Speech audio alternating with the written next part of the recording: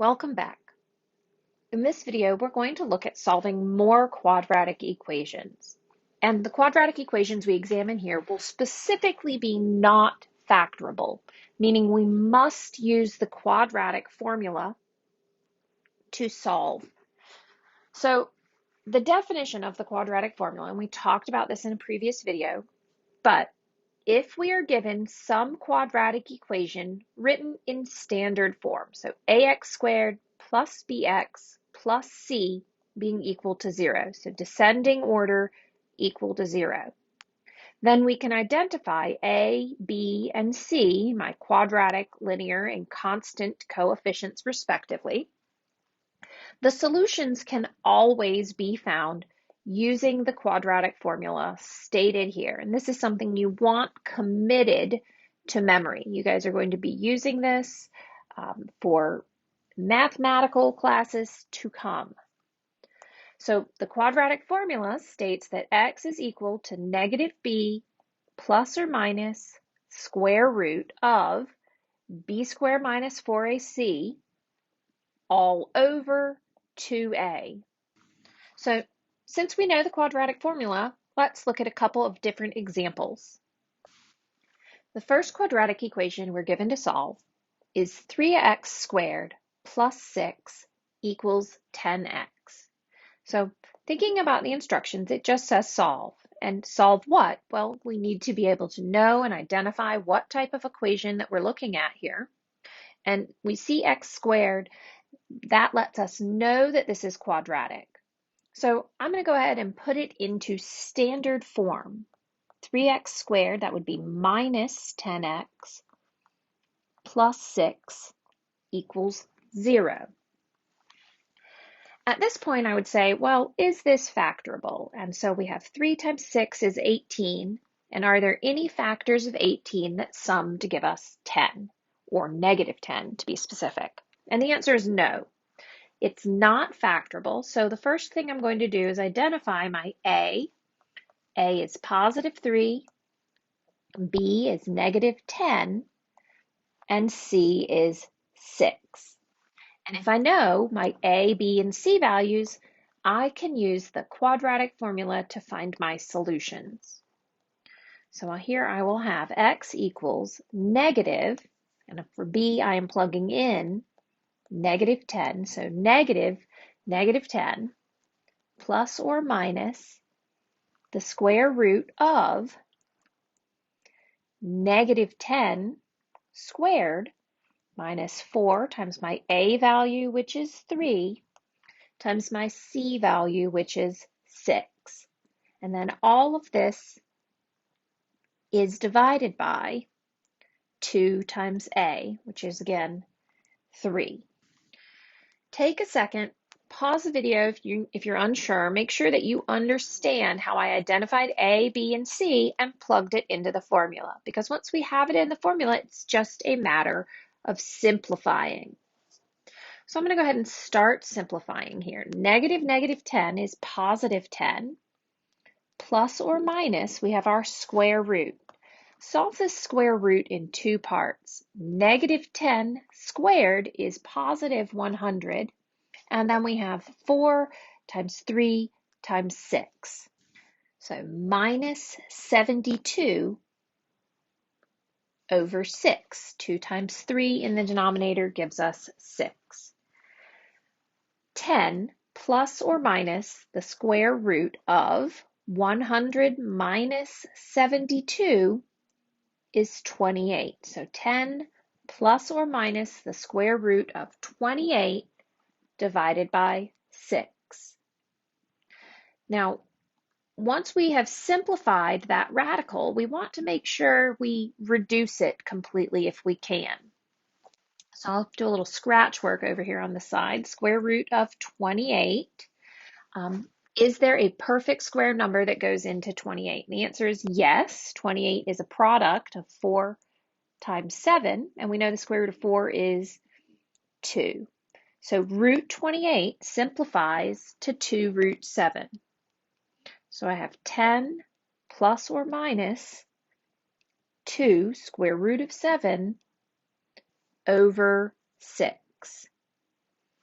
And of course, we can now reduce, thinking about, is there a GCF in the numerator? There's a factor of 2, so that's 2 times 5 plus or minus 1 root 7, all divided by 6. 2 goes into 6 3 times. So this can now be written as 5 plus or minus the square root of 7 over 3. And writing that in standard form, that would be 5/3 plus or minus square root of 7 divided by 3. You are going to be asked to separate this into two numbers. So what I want you to keep in mind is we have 5/3 plus the square root of 7 root 3, as well as 5/3 minus the square root of 7 root 3. Those are my two exact solutions here. So when you're asked for an exact answer, I don't want you to type this into the calculator and give me a decimal approximation, because the calculator is going to turn that irrational root 7 into a decimal that goes on forever, and eventually you're going to have to round it to put it on your paper. And whenever you round, you create inaccuracy, which means it's an approximate value. So here we can see two exact values which represent the solutions of this quadratic equation. I encourage you to take your calculator now and make sure that you can find those two approximate values. So we'd get approximately 2.5486 and approximately 0.7847 for the plus and minus exact solutions respectively. If this were an application problem and we were solving this to determine some solution to a real-life problem, these values would likely have units, and that would be a situation where we might want to use the approximation. If this represented feet, we might say, well, that's approximately 2.5 feet, instead of saying 5/3 plus root 7 over 3 feet.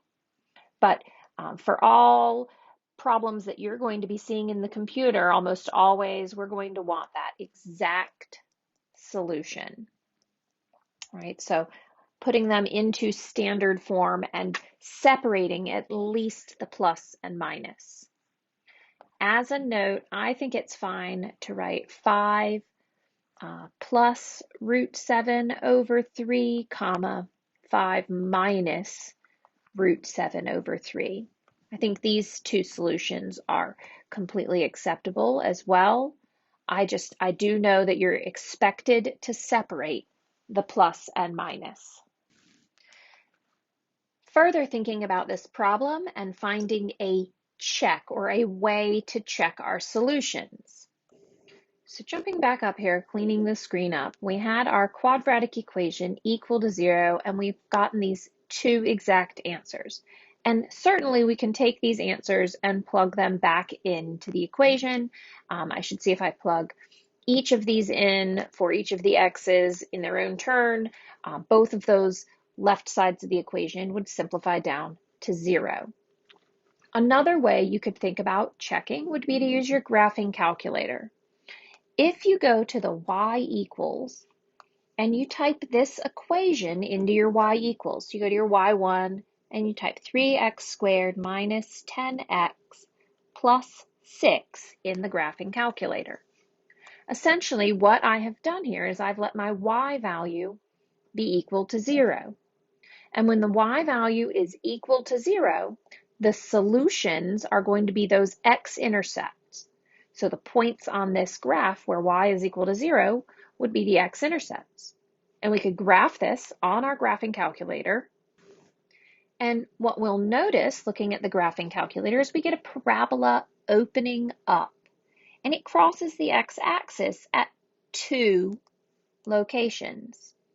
I've noted here that we have a y-intercept of +6. We are going to learn more about that later, but the +6 as the y-intercept is coming from that constant of 6. Anyhow, if we wanted to find the zeros, we could use our graphing calculator to do this. What we could do is you could hit the option second and then choose the trace button, which says calculate above it. At that point, choosing option 1 for 0. Now what the calculator is going to do is it's then going to say left bound. So you want to choose a point on the left of the 0, and then you'll click enter. Then it will say right bound, and you'll click enter. And then it will say guess. Overall, what you're doing is you would be giving a point left, right, guess, and those 3 points, the calculator is going to run through an algorithm to give you that 0 value. Keep in mind when you're choosing those points, you're going to get 2 little arrows on your calculator that are pointing in. That lets you know you've chosen your left and right correctly. So you're basically saying in this horizontal window is where I believe the 0 is, and then the calculator looks for a way to find that 0. And if you run through the left bound, right bound guess, you're going to get these 2 values. Now keep in mind, you'll have to do this twice because we have 2 zeros. And when your calculator is drawing, it's going to draw from left to right. So for example, for this first 0, we would say left and then right. Left would be in a sense above and right would be below. But on the second 0, left would be below and right would be above because of the nature of the order in which we're drawing. So left, right, guess. All right, so that's just another way. I'll try and make a video as well of me using my graphing calculator to find these exact or these approximate zeros and to just double check. But always thinking about connecting your calculator and using the tool you're allowed to use on the test to check your answer. And of course, we will look at some more examples of using this quadratic formula to solve any quadratic equation and get either the irrational or complex imaginary solutions. And just knowing that the quadratic formula also works for equations, quadratic equations that you could have factored. So we could have used this on any of the examples we did in the videos before this. And then we'll also try to look at a little later using the calculator to actually find those zeros. As always, feel free to reach out with any questions or concerns. Have a great day.